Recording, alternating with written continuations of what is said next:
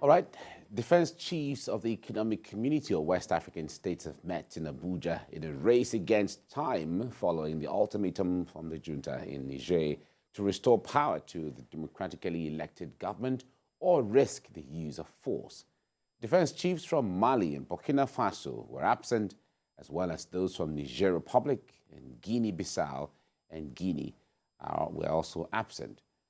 Mali, Burkina Faso, and Guinea declared support for the junta in Niger and threatened that any application of force would amount to a declaration of war.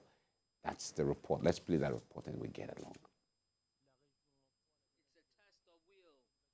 The junta in Niger has less than 5 days to restore power to the democratically elected government or risk the use of international force, according to ECOWAS. The military-led government of Mali and Burkina Faso have warned against the use of force, while Guinea is also supporting the junta. France, Italy, and Spain had all announced evacuations from Niger for their citizens and other European nationals. In Abuja, Nigeria's Chief of Defense Staff presided over a meeting of ECOWAS defense chiefs on Wednesday. The political instability in Niger is a source of grave concern for us all. It threatens our shared vision of a peaceful, secure, and prosperous West Africa, a vision that is impossible to achieve amidst political upheavals and disruptions to constitutional order. Therefore, it is incumbent upon us to deliberate on this issue and chart a course towards a resolution, in accordance with the principles of democracy, rule of law, and respect for human rights. The goal is to get the junta in Niger to give up power amicably. The task of restoring democratic governance in Niger is fraught with potential hurdles and complications.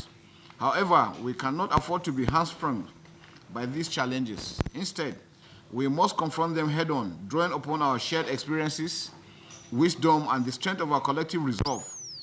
Our decisions will send a strong message about our commitment to democracy, our intolerance for unconstitutional changes of government, and our dedication to regional stability. The absence of the defense chiefs from Mali, Niger, Guinea-Bissau, Burkina Faso, and Guinea affirms their stance. Any escalation of conflict or outright war would have severe consequences in the region. Sifon Asian TVC News. Right, joining us in the studio is a Global Affairs Analyst, Chuks Nwoko. It's nice to have you join us. Right, good to see you again. Great. All right. Morning. Good morning. Now, you've been following this development, I know, and as it is, there seems to be a lot of confusion as to if ECOWAS, after the ultimatum, which should end, I think, on Sunday or so, if it ends there and there is the threat to the use of force, of course, when the military say there's going to be use of force, it's only one way. We're going to see jets, you're going to see soldiers, you're going to see guns, as the case may be. Now, going into that realm is what a lot of people have been confused about. Is it the right thing to do? Is it not the right thing to do at this time? As the leader of ECOWAS, of course, if you watch the body language of President Tinubu when he was making that statement. That statement, yeah. It tells you how emphatic and firm his body language already spoke it, and it was clear. Now the Chief of Defense Staff and military intelligence have been meeting in Abuja. I think the meeting will conclude either today or tomorrow, whatever the thing is. But I wonder what you are making from this whole issue in Niger. You know that our president, if you follow his trajectory way back when we were fighting for restoration of democracy, you can actually describe him as a Democrat. But at this point, I think he's hypocritical. Because when you're dealing... Hypocritical? Yeah, for me, he's hypocritical. Because, I mean, he's just completely hypocritical. Why because when you are an adult and you have a child and your child took ill, or even you as a parent, you're ill, and you're dealing with some symptoms of your setback, it just doesn't make sense. This thing they are planning, I think that the junta in Niger and all the Burkina Faso and other people who are in support of the junta in Niger, they are also military people. They're probably going to wait to see what these ECOWAS chiefs and their military are going to do. because they're also military. They probably will wait and see it and then run away and all that. But they're not going to listen to what these people are saying, because you're talking about democracy and restoration of democracy. But you sit here, you have a group, you have a bloc in the West in West Africa. You have the AU. Don't they have a peer review mechanism to check what these Democrats who actually abuse the democracy, the way they govern their people and the way they extend their tenures? Why don't you deal with the symptom of this problem? These juntas that you want to go and remove, are they not citizens of the same country? Do they not currently have support of their citizens? Do they not have support of their citizens? Let the Europeans go to their own place and stay in their countries and mind their business in the place and stop putting their noses where it does not belong. Whatever the ECOWAS team wants to do, like you said, you use the right word. There's an air of confusion surrounding what is going on and what is going to happen. But you and I, my counsel is that we need to wait till the expiration of the mandate and the ultimatum that has been given. I am waiting to see what is going to happen. But I think that we need to be honest in whatever it is that we're doing. Democracy, has been here in Nigeria, for instance, for going to 30 years now. We thank God for it. Is that the way Africans has been ruled from pre-independence? Or you just foisted this thing on these people and it's not working, and they have this constant change of government, military, removing elected presidents, perverting their constitution, installing themselves, extending their tenures. It's just a whole confusion. As an analyst, I don't understand it, because you cannot say you have ECOWAS and you have your members perverting their own constitution. You do not say anything. And I'm aware that they have, or they used to have, this mechanism of checkmating themselves in different areas. Why hasn't that worked? I'm sitting down to watch. It worked one time when the Nigerian government harassed the juntas in Gambia, and they ran away when they flew our aircraft above the government house and all that. Maybe that's what they are going to do. Maybe it will work here in Niger. But one word that I have for what is going on is hypocrisy. All right. So you've spoken about the response of the leaders. You've given your opinion about the hypocrisy you talked about. But about the coup itself, what are your thoughts on the coup? My thought is that you have coup when you are insensitive towards the leadership or the governance that you provide in a country where there's corruption. We have had it before when military boys take over and they find a reason to say because of ABZ that's why we're doing what we're doing, or that's why we have taken over. Now, most of the time, the excuses they give is not tenable because they turn out to become worse. Do you understand what I'm saying? But in the particular case that we're dealing with, the people have been going through difficult times. The people have not been cared for. Why the politicians are living large, and you have all the perversions and all the things that are going on. These military guys, they are citizens they are not aliens. They are not from the moon. They are not from another country. They are citizens of those countries, and they see that things are not going on well, that things are not going right, that there is corruption, there is incompetence, there's wastages, that some people are living well, others are beggars in the street. The people are not cared for. There's no compassionate governance. This is what consistently gives rise to this thing in Africa, not just in West Africa, in Africa. When the people don't understand this democracy, especially when it's wholesale democracy that you're practicing, when a democracy is not modified to suit the culture and the way of life of the people, those are the issues we need to discuss. Because this thing, you went to go and bring it somewhere. For instance, in our own country, democracy is about 30 years old here. You know how long we have lived here? And people like us have been advocating that we also implement, what is it called, modifications here and there. So in Niger, you need to sympathize with the people. The government needs to demonstrate compassion. That was missing. That was missing. There's poverty in the place. The people are not cared for. And I can tell you for free that if they had modified the system of government to accommodate everybody, you won't have this situation that you have right now. Yeah, but the point there is, the message from the reports we are getting and the body language and the statements by ECOWAS is that in the 21st century, we can't be encouraging more coups. Of course, every country has its domestic issues. There are issues of corruption in almost all countries of the world. Everybody's grappling with that. There are issues of poverty in so many countries of the world. People are grappling with that. Incompetencies of government, you know, all of those things are there. If you check all the indexes, it seems all countries are going down. Very few countries are remaining up in the performance indexes around the world. But the issue of military truncating democracies, I believe it is the message that ECOWAS wants to send. When it comes to justifying it, there is no way, whether there was corruption in Niger Republic or even in all of those countries or not. For instance, the issue of slavery that has passed it in the last century, in the modern setting, no one can talk about slavery and there's justification for it right now.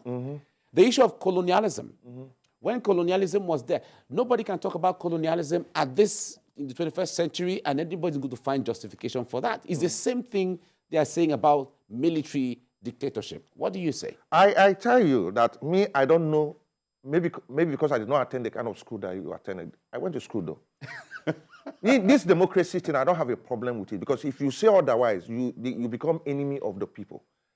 I studied government in secondary school, and I've been following governments. I know what is going on globally. The world that we live in today is in trouble, whether it's in Chile, whether it's in Gambia, whether it's even in the United States, whether it's in Great Britain. There are hiccups. Look, do you know what is going on in the United States with the democracy? I think they are the custodians, as we were today, no longer Greece, of democracy. Go and see what has been going on there since 2004, when Al Gore and George Bush contested the election. Except you're not a student of history. Africans have the habit of going to the market to buy wholesale products, whether it's good for us or not. You talked about slavery. Who told you that slavery is no longer in existence? No, how do you come to the conclusion that we no longer have slavery? How do you also come to the conclusion that there's no longer colonization? We are being recolonized by the white man in a different way. Our brains have been harvested, and we speak like them, we act, and they make us think like them. Look, in 2020, there was an election where Donald Trump was elected. Till tomorrow, they said all kinds of things about that man. In fact, the word they used, and they're still using, is that he was an illegitimate president, and all the things that they said. If our brains have not been harvested, we will know that in that country, that democracy and power is shifting to Russia. Power is changing hands. Now, you are not able to see that physically, but I'm telling you, this thing is beginning to fade. There's need for us to buy and reshape and recreate. When we lack creativity, we'll buy things and use it, and it will destroy us. We need to, even within our own sphere here, we need to sit down and look at how we can make changes to accommodate. You and I have been removed from the political equation in this country permanently. Me and my generation, if something is not done, because I don't have 100 million naira to buy a ticket, not even for a local government chairman. I don't have. So it means that we never participate in my life in the political process. We need to sit down. When you go to Niger to go and restore that man, you think he will not be removed again? I think that there should be a negotiation. There should be give and take. They should not use force, because really, can you force a man? There are things you cannot force me to do. I would rather die. At a personal level, you come and ask me to do certain things. That's the human being. That's the human nature that we all carry. You are threatening people that you want to come and remove them from power in their own sphere. Do you know what they've been going through? Did you talk to the democratically elected president to say, this thing you're doing? Did you check yourselves? Peer review. Look, peer review is very important, since you have a bloc, the ECOWAS group. The democracy you people are talking about, I don't have anything against democracy. I'm just saying that the place where you borrowed it from, go and see. Look, the Al Gore and George W. Bush election of 2004, is still something you need to go and study.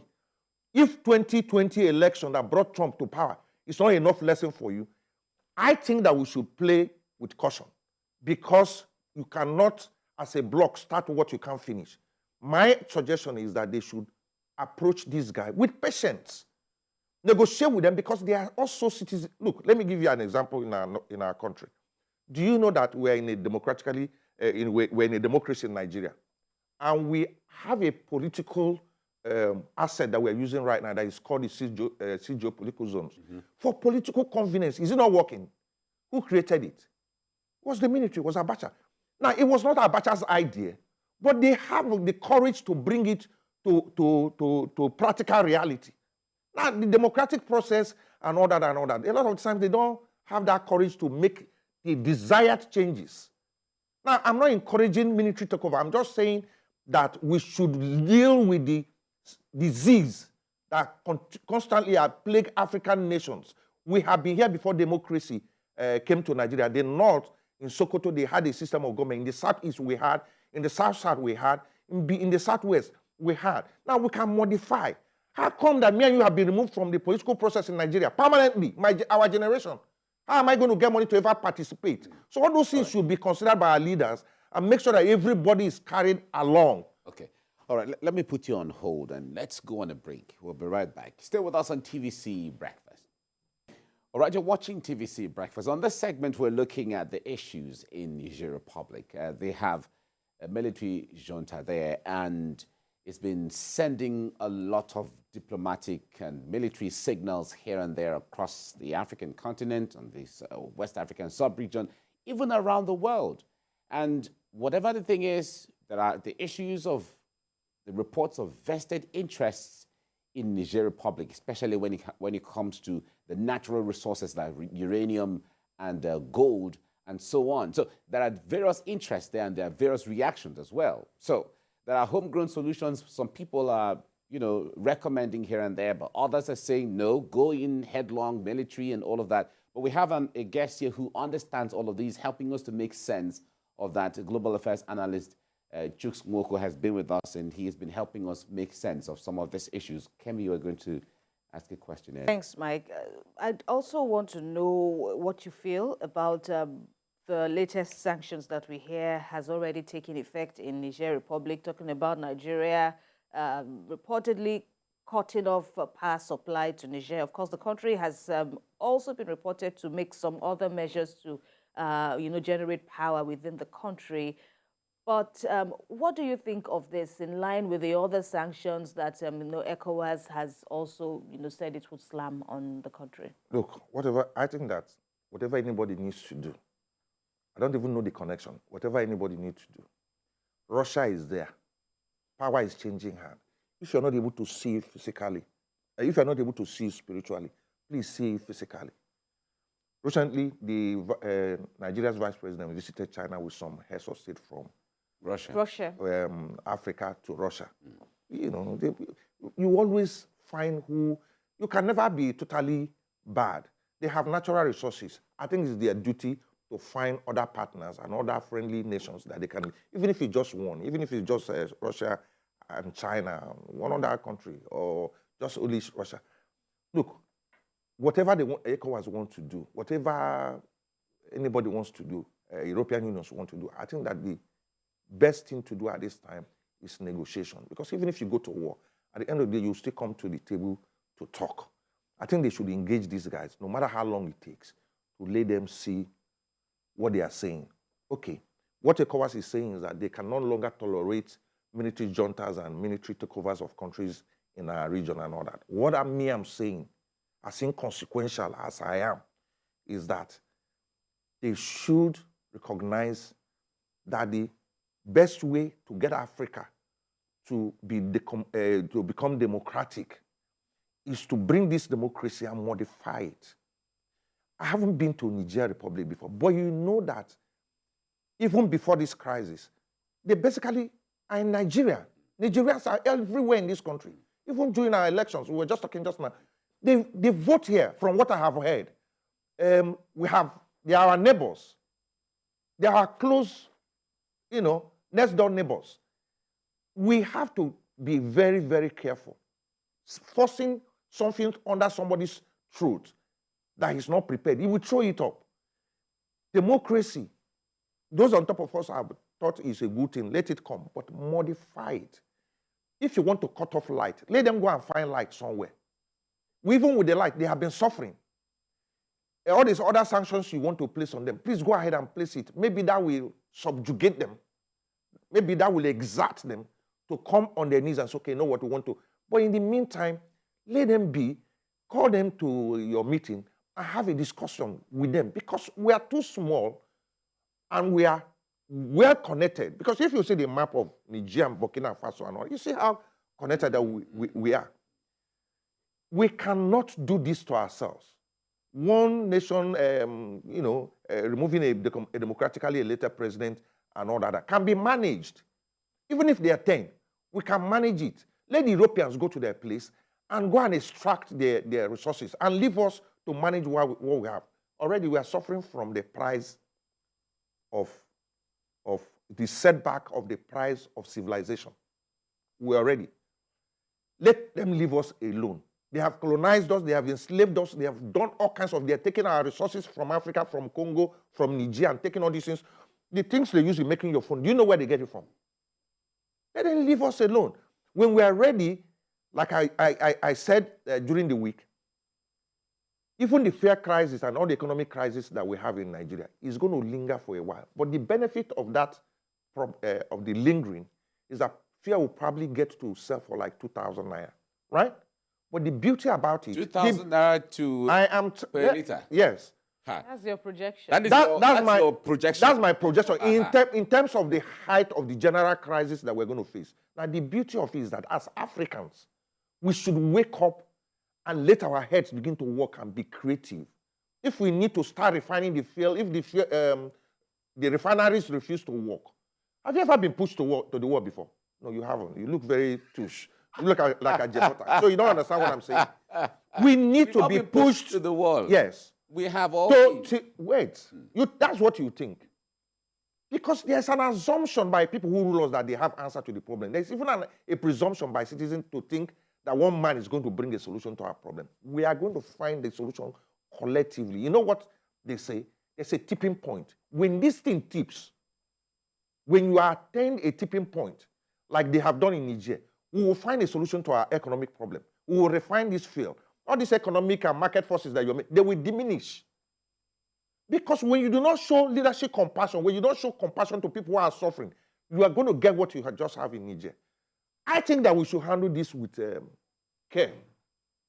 We should handle Niger Republic with care, because it will happen in other countries, and there's nothing you can do than threatening with your ECOWAS might. There are some reports that, because the analysis that we're seeing here and there, and from some of the pictures, the visuals coming out from Niger, an average Nigerian, after this happened, we saw the chants down with France, and there were the issue of support for Putin. There were the names of Putin being called, there were the names of Russia being called, and the flag of Russia was raised, and everyone was happy. So the point there is, some are saying, what is the Russian connection here? But we have also seen the Russian government condemning the coup. So the point there is, on one hand, we also got the reports that the US Vice President and some other Western leaders had called the president of Nigeria to be decisive about this issue. So there are the scare that there could be a proxy war, and this Niger could be the opportunity of the West and the East fighting again. No, but is that a likelihood? Yes, there's a likelihood, because you see, election is holding next year in the United States. If the Democrats are going to remain in power, there must be war somewhere that they are fighting either by proxy or physically by themselves. Because every time there's war and America is involved in that war, either by proxy or by any means, that subsisting government will always retain power. So they will generate support. Yes, the citizens of that country will vote back the government that is in power. But don't you think things are even changing in America? You said so earlier that things are changing. Look, go back to Jimmy Carter and Iran, having this stuff that we're having in how many years ago? 1970 something. It's a history. And the history is there for all of us. 79, 80. Yeah. And Jimmy Carter served only one term. And that problem continued until Reagan came. So go and check the history. Whether all these things that are going on, this war, proxy war they want to fight, will diminish what you're talking about. That is number one. Number two, look, there's a power shift. There's a global power shift. The only thing that is still sustaining America is one thing, is the deep development. China is almost taking over. Russia is there. And why are they shifting to Russia? I am not friends with Russia or to Putin because of what they are doing in Ukraine. I thought the man is just generally irritated and all that. But that does not diminish what I'm saying to you about power shift. And I just told you, your vice president went there. The African nations went, some heads of government in Africa went to the place. Why? Why didn't they go to the United States? Look. Well, but one would say there is the Russia-Africa Summit, there's America-Africa Summit, there's China, EU-Africa Summit, there's India-Africa Summit, there's China-Africa Summit. They've all been to all of those. Do you know why those blocks you are mentioning, why they came up? You remember how in this studio, I was always coming here to come and talk about what China was doing with heads of government of Africa. You've forgotten? Those summits that were held in whatever. Why did those things happen? Because of the pride of the American government under Obama when he came to power, and all those bragging, they were bragging. And all these governments saw the loophole and they tapped into it. So power is shifting. If you can't remember what I'm saying to you, you can see what is going on now. Kamela came here the other day, where did he go to? He went to Ghana and all that. How many African countries? China has spread an table and put money on the table for African governments. You know what they have done with us here? You know what they have done in Kenya? Do you know what they have done in Uganda? Even in Tanzania. Tangible support. And power is shifting because we have made new friends. So Niger has made friends with Russia. So it's Burkina Faso. Will they be better off? There is the global interest about the uranium. They will be better off. A lot of countries will be better off. In fact, a lot of countries are already better off with China and with Russia. So I am telling you, because I know what I'm telling you. Power has already changed hands. Global power has already changed hands. And it's better that would not cause regional war, because Burkina Faso and Guinea, or who, has said that if you do this thing, you're asking for war. We don't need any war. We don't need war anymore. Let them go and call these people and have a chit chat with them, no matter how long it takes. Because at the end of the day, you will still need to come to the dining table and let them use the asset that they have. What's the asset? The ECOWAS review mechanism, or the African review mechanism. It's actually the African Union that had the peer review mechanism. Whatever they need to do, if they don't have it in ECOWAS, let them create one and use it to institutionalize this democracy. Okay, we have to leave it here now because of time. Chuks Nwoko, thank you so much for your insight into some of these issues. You have made some points that will keep ringing and will resonate among a lot of people who are watching what's going on in Niger. Thank you very much. Thank you for having me.